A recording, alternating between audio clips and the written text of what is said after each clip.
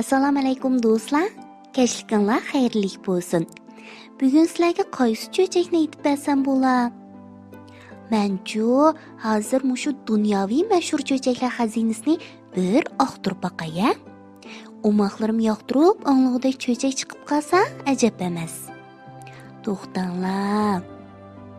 Ha, mana topdim. Bugun men sizlarga Germaniya cho'chagi g'alitasini aytib beray. Germaniya cho'chagi g'alita ism. Bo'rining bo'rinisida pul etishga amroq bir tugmanchi o'tgan ekan. U un tartqizg'ili tugmanga kelgan kishilar bo'lamdi, yo'lda ketayotgan kishilar bo'lamdi, ish qilib yo'ldan o'tgan kishilarni tutib olib, uzoqdan uzoq pul atadi ekan. O'zining otgan pullarga kishilar ishonamdi, ishonmamdi, buning bilan kori yo'q ekan.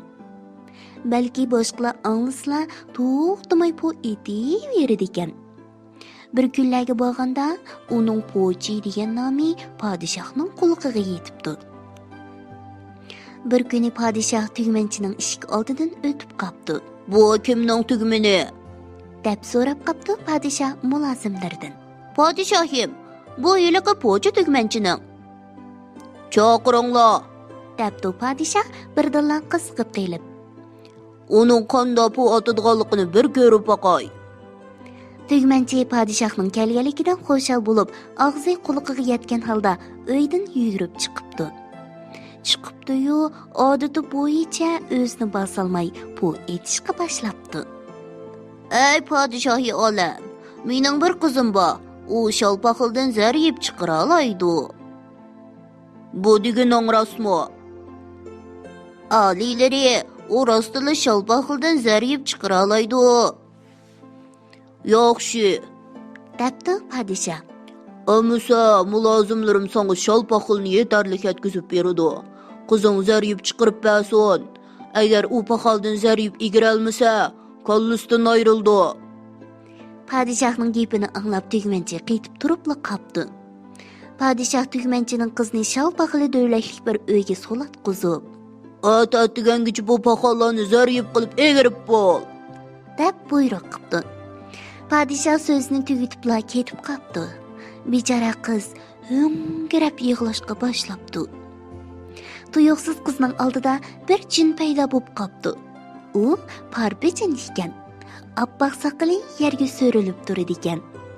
Parpa soqolni silab turib, "Agar men bu paxollarni zar yeb qaylantirib bersam, meni nima bilan rozi qilasan?" deb so'rabdi. Qizchaqning nihoyatda qimmat baholiq medalioni bor ekan. U medalionni bo'ynidan ilib parpaga uzatib, "Meningda pulga yorug'dek mushi bor," debdi. "Sen xotirjam uxlava," debdi parpa medalionni qo'liga elib. "Zar yeblar atatigangacha tayyor bo'ladi." Parpa gapida turibdi. Qizchaq atiganda o'yg'inib, oltin xaltak zar yebning jo'zi ustiga tizib qo'yilganligini ko'ribdi. Atiganda yetib kelgan podshoh zar yeblarni ko'rib, intayin hayron bo'libdi.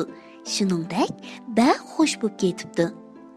Shuning bilan u texmi cho'ng bir uyni shalpaqilga to'shqizib, qizni zar yeb egirishga buyuribdi. Qizchaq o'z hayotidan umid o'zibdi. Lekin shu kechasi yana hiliqi parpa paydo bo'libdi. "Agar bu qaytimi senga yordam qilsam, meni nima bilan rozi qilasan?" deb so'rabdi parpa. "Momamdan qolgan birta o'zikim bor. Mening pulga yorug'dek narsam faqat shu. Shuni senga beray. Menga yana bir qaytam yordam qilgan bo'lamdi. Bo'lmasa qo'limda ayrilib qolaman." Bo'ladi, akla o'zingni." Bu kungi ishmi o'xshash bo'ldi. Parpa uydagi jimi shalpaqilning zar yebga aylantirib yetibdi. Atsi podshoh kelib, g'oltak zar yeblarni ko'ribdi. Podshoh tugmanchining qiziga bir hasag'icha qarab turib ketib, keyin bir hilini o'ylab tepibdi. "Bugun kecha sayani bir qaytam paxoldan zar yeb egir," debdi u qizga. "Agar ularni yana zar yeb qaylantira olsang, men seni nigohimga olaman. Lekin bu qaytam deganimni qila olmasang, kollongni olaman." Qizni yana ham besibdi. "Amdi qandoqmi qilarman?" deb o'ylabdi u o'ksib yig'lab. Bugun kecha heliqi parpa kelgini bilan begoh u endi menga yordam bermaydi. Chunki mening uningga bergidek hech nimam qolmadi. Qaraganda endi achilim to'shqan o'xshaydi. Bechara qiz yarim kechagacha to'xtamay yig'labdi. Yarim kecha bo'lganda parpa yana paydo bo'ldi. Mening so'nggi bergidek hech nimam qolmadi. Debdi qiz taram yosh to'kib. Parpa kulimsirganicha qizga qarabdi va "Podshoh seni nikohiga olmoqchi bo'pti, shundoqmi?" deb so'rabdi. "Ha", debdi qiz. "Ammo buning uchun bugun kecha bu shalpaqalarni zaryibga aylantirib bo'lishim kerak ekan." "Sen menga hech nima bera olmaysan, shundoqmi?" "Ha", debdi qiz hasrat bilan. "Mening damda pulga yorug'dek hech nima yo'q." "Amisa, mundaq bo'lsin", debdi parpa. "Sen xonish bo'lib bola tuqqandan keyin men kelib tunji bolangni elib ketaman. Bu mening hozirgi yordamimning haqqi bo'lsin. Seningcha qandoq?" Qiz hech qancha o'ylanmayla ma'qul bo'lib boshlang'ishibdi. Atis atiganda ishlohiligi parpining va'da qilgandek bo'lib, uydagi döv shalpaqalari g'altak zaryiblarga aylanibdi. Shuncha ko'p zaryibga erishgan podshoh intayin xushal bo'libdi. U tugmanchining qiz bilan to'y qilmoqchi bo'libdi va to'ydan keyin uningga yana zaryib yigirdigan ishni qildirmaslikqa va'da beribdi. Keyin ular butun yurtga ziyofat berib, katta to'y murosimi o'tkazibdi. To'ydan keyin podshoh bilan xonishning turmushi nihoyatda ko'ngilli o'tibdi. Oradan 9 oy 9 kun o'tgandan keyin xonish chiroyli, budruq bir o'g'il tug'ibdi. Bir kuni xonish sayganchukdagi o'g'lini erkiltib o'tirsa, heliqi parpa kelib qopdi. "Kelgunimga hayron bo'lib otamsan", debdi parpa. "Men o'g'limni ilib ketgili keldim. Bizning kelishimimiz esingda bordi?" Yo'q, deb to'layibdi xonish ichinishli ovozda. "Men barliq oltin kumush, uncha marvoyatlarimni beray, o'g'limni yeb ketma, seni o'tinib qolay." "Oy, sen va'dangda yenib olmoqchimi?" debdi parpa qo'llarini shiltib. "Obdan o'ylab boq. Agar heliqi kechsa zaryib igirolmagan bo'lsang, qandoqmi xonish bo'la olayding, a? Men sana yordam qilmagan bo'lsam-chi, allaqachon kallangdan ayrilgan bo'lading. Endi gapingdan yenib olsang bo'lmaydi. Bolani cho'qim menga berishing kerak." Parpa xonishning o'g'lini elib ketish niyatida ching turibdi. Ammo oxiri xonishning yig'izorisi bilan ko'ngli yumshab qolib, "Bo'pti, sana yana bir qitim fursat beray. Agar sen 3 kun ichida mening ismimni topa olsang, bola yeningda qolsin. Topolmasang, u chaqda meningda ranjima, bolangni elib ketaman", debdi. Parpa gapini tugatibla g'oyib bo'ldi. Bu qitim xonish podshohning huzuriga kirib, hamma ishni ayni peti bayon qildi. Podshoh butun mamlakatga donishmandlarni o'rtaga jam qildi. Ular podshoh kutubxonasidagi kitoblarni bir-birlab aqtirib, heliqi parpining ismi to'g'risidagi ma'lumotlarni izlabdi. Katta olimlar kechani kunduzga ulab kitob aqtirgan bo'lsa-mu, asraqmi yeb uchini topolmabdi. Ko'zni yumib ochqicha 2 kun o'tib ketibdi. Biroq ular hech nimaga erisholmabdi. Butun mamlakatdagi kishilar bu ishni bilib ketibdi. Ularning hammasi xonish uchun, kichik shahzodaning taqdiri uchun qayg'uribdi. Qattiq jiddiylashib ketganlikdan podshohning sochlari oqarib ketibdi. Xonish to'xtamay yig'laganlikdan ko'zlari qizarib, ishib ketibdi.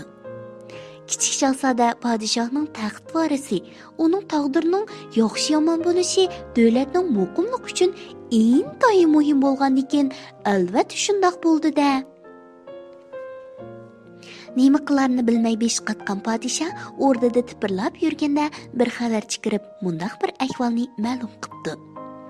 Xabarchi o'rmonlikdan o'tib ketayotganda, oppoq soqolli bir parpa buvayni ko'ribdi-dek. U gulxonni cho'gilab, usul o'ynab, Oha, Ramsi Pilis dilteskin. Adi bari sen şahzadini algılı. Oha, Ramsi Pilis dilteskin. Hiç kim bilmez bu acayip isimni. Dep naqshi aytib Padişah xabarchining aytganlarini anglab, darhol xonishning yeniga kiribdi va anglaganlarini birma-bir so'zlab beribdi. Shu hamon xonishning chiroyiga kulga yuguribdi. Chunki u o'rmonlikdagi oppoq soqolliq buvoyning dalhiliqi Parp ekanligini bilibdi. Atis atiganda oppoq soqolliq Parpa tuyuqsiz xonishning oldida paydo bo'libdi. Vaqt o'shdi, debdi u xonishga. Ben şahzadini ilip ketgili keldim. Bu chaqda xonish qilcha o'duqmabdi, balki tamkinlik bilan. To'xtab tur, Ramsi Pilis dilteskin, debdi. Parpa go'yo bulutsiz kunda chaqmoq chaqqandek qattiq cho'chib ketibdi-da, shu hamon ustidagi aylanib yo'qab ketibdi. Qattiq xushal bo'lib ketgan xonish o'g'lining yeniga yugurib kirib, uni bag'riga ching besib, "Qo'zam, mening o'ma qo'zam, amdicha sana hech ish bo'lmaydi, hech kim seni mening qishimdan ilib ketamaydi", debdi. O'maqlarim, tugmanchining yolg'on bu aytishidan uning qizi jinidan ayrilg'ili tasli qoldi, ha? Lekin dal mush vaqtda bir popi paydo bo'lib, qizni qutqizib qoldi. Men boshda bu popi boshqalarga yordam qilgan yaxshi odamkan deb o'ylabdiman. Lekin afsus, u biz o'ylagandek yaxshi emaskan-a? Shuning uchun biz bu cho'chakdagi tugmanchi bilan Parpidan ibrat olaylikmi? Tugmanchi o'xshash yolg'onlardan po'yitib, "Men ondaqay, men mundaqay" deydigan, Papiga o'xshash boshqalarga yordam qilib bir narsa talab qildigan va minnat qildigan aski bola bo'lmay, aqlliq, boshqalarga yordam qilishni xo'shallik deb biladigan yaxshi bolalardan bo'laylik, ha? Men ishonaman, mening o'moqlarim Dilola hadisning gapini cho'qqum anglaydi. Kech bo'lib ketibdi, amiz bugun baldur uxlanglar. Atimish vaqtda Dilola Vindidar salonida ko'rishaylik. Tatliq tushlar sizlarga hamroh bo'lsin.